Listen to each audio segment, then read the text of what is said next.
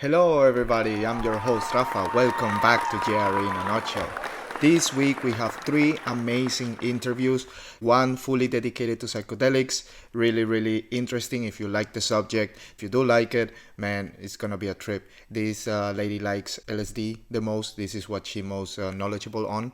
So they speak a lot about LSD and the last time when the guy from Maps came, Dublin something, they spoke more about DMT and those kind of psychedelics. This time they go deeper on LSD and LSD microdosing and a bit of mushrooms, cannabis, and pretty cool stuff. Then we have really a perfect example of an interview why this is a good idea. This channel is a good idea. We have a hip-hop artist, and for example me, I really don't like hip-hop. Normally I would completely skip this interview. I'm gonna show you why it's worth it sometimes to watch an interview that you didn't even think it would be interesting. We speak about nutrition, about politics, RFK, so Robert Kennedy Jr. when it comes to politics, about standing against tyranny, sadly, a subject that is coming up a lot lately, very concerning what's going on. And we speak about a new brand, new type of basketball that's coming up in a league called the Big Three, and where NBA players that are retired, big names, some of them, they play. There is a 3v3 competition, half court, so there's basically possible for people a bit older to do this. So we have an amazing week. Please don't forget to like, subscribe, and all that cool stuff. We also have 2 quote of the weeks. Winner is gonna be shown at the end as usual, and the finalist is gonna be shown when I describe the subjects of that interview. So don't go anywhere, and yeah, let's get started.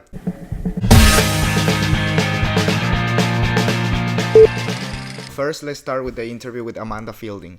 This woman has been dedicating her life 30, 40, 50 years to the study of psychedelics since she was in her 20s during the 70s, during the hippie era, let's say, protesting against Vietnam and all that stuff. They speak also about how that is the reason actually why they made all psychedelics, the Schedule 1 drug, illegal. So they could have an excuse to arrest the hippies who were protesting the Vietnam War, and then they never bothered to take a look and realize how not all drugs are the same, and how each of these drugs not only are not bad for you, but they actually have huge benefits psychologically, especially. So yeah, they speak, she's very into LSD. It's her favorite drug, is the one she has studied the most, so they go deep into LSD, which is pretty interesting, for me at least. And they talk about microdosing, and she speaks about how she was able to keep consciousness during high doses of LSD, practicing with this game called Go. Very difficult, I would say. I cannot imagine on high doses of LSD doing anything conscious. So, but the concept of microdosing LSD was pretty interesting. She speaks something about called trepanation, when she made a hole in her head and you put microdoses directly into your brain. But actually, she said herself, this, I haven't spoken a lot about this because it sounds crazy, but I want to call something out. Later, she speaks about the relationship she had with her pigeon, and how she and her pigeon were passionate lovers. Because with my pigeon lover, we were lovers for 15 years, passionate lovers. And I want to call out Joe because he actually didn't dig deeper. I can imagine how he must have felt like talking about it. Maybe this was going to go into some crazy direction. The whole conversation is super cool, and she's down to earth. She's a normal woman, very smart and very knowledgeable when it comes to... But that part, I was like, okay, expand. I want to hear more about this pigeon relationship, but they didn't. So yeah, whatever. I would give this interview 4.5 nuts just because of how much interested I am about psychedelics. Definitely check it out. It's a tragedy of the human fate. I mean, the tragedy of humanity, us, is that we've developed this compensatory mechanism which has made us the genius that we are, and we can do all these brilliant things we do. But it also has made us this psychotic animal which is capable of great self-harm. And somehow we need to balance it. Yeah. And that's why I rather like the phrase, the psychedelic age. In the sense I don't mean everyone taking psychedelics and having a party. I mean learning the art of how do you control your level of consciousness, and then how do you control that level so you can keep your concentration. So, and now the interview with Killer Mike. This is the perfect example of why you have to watch this episode, and I myself have to do this channel, because I don't like hip hop at all. And coming into the interview, it says hip hop artist. I'm like, oh shit, okay, another one. So fine, I always go through them, and even if it's not interesting.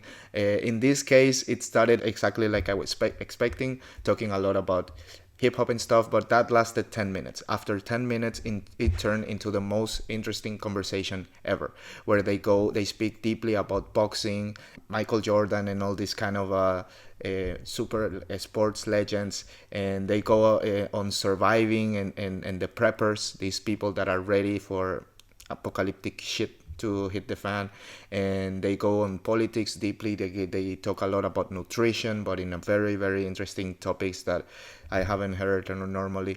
So it turned out to be only 10 minutes about hip hop, and the rest absolutely about super cool shit, in my opinion.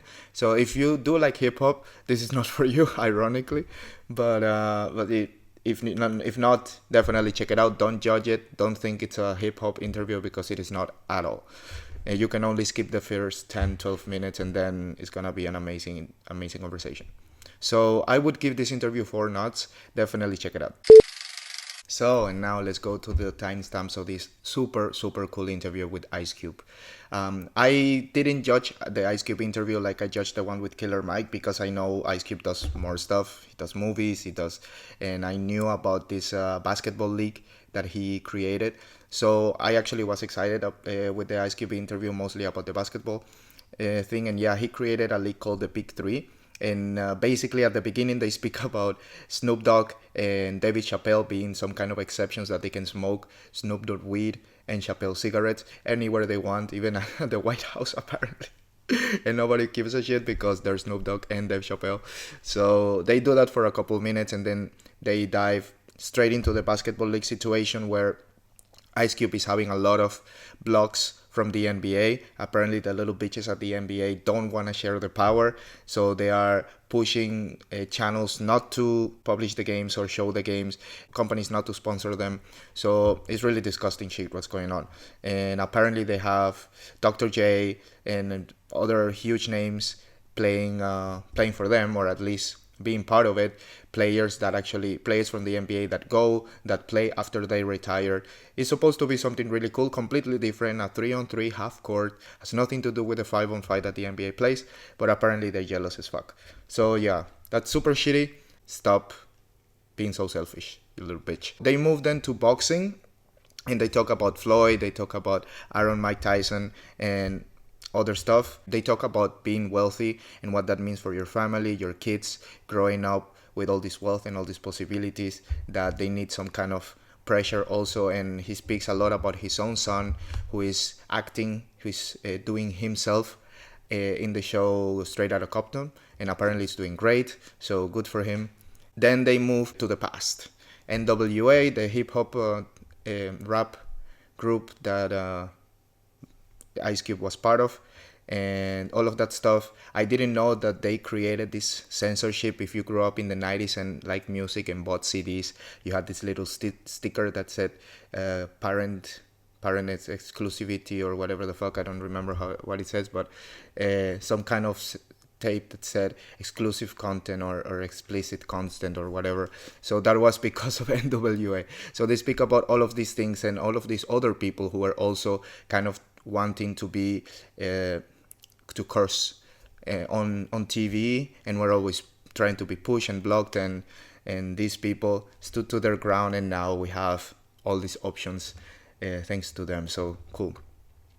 Then we move to society, and how fucked up things are right now with the censorship and stuff, and how we all have to stand up for yourself.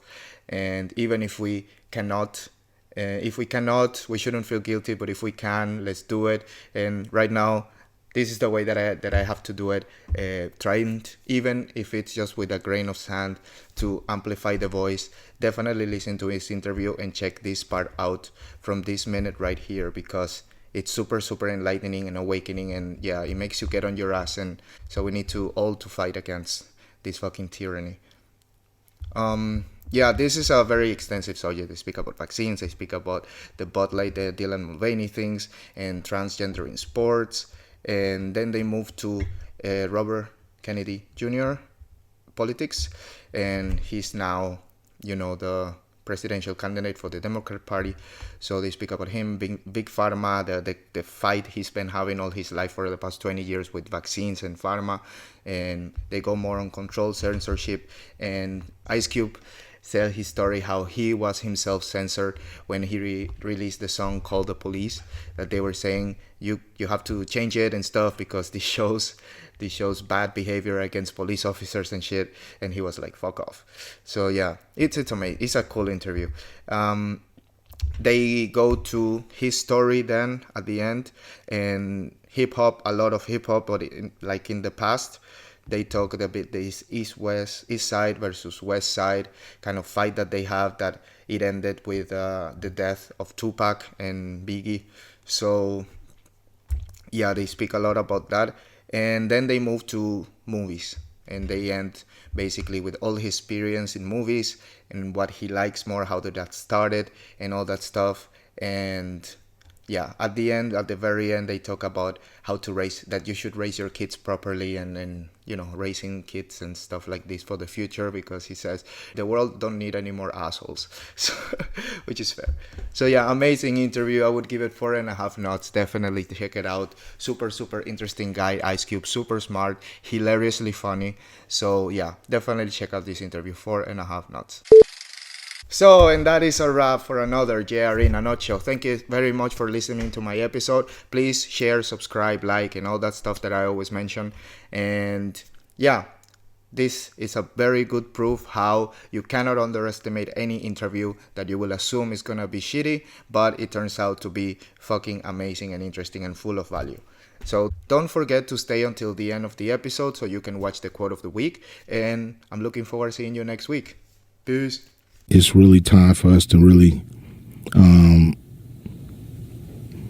come up with a plan on how we're gonna deal with this, because it's just gonna continue to happen. Yeah, it's just gonna continue to happen. I don't have all the answers, but I think we need to collectively start to, not just give a pass to people doing things like this, and.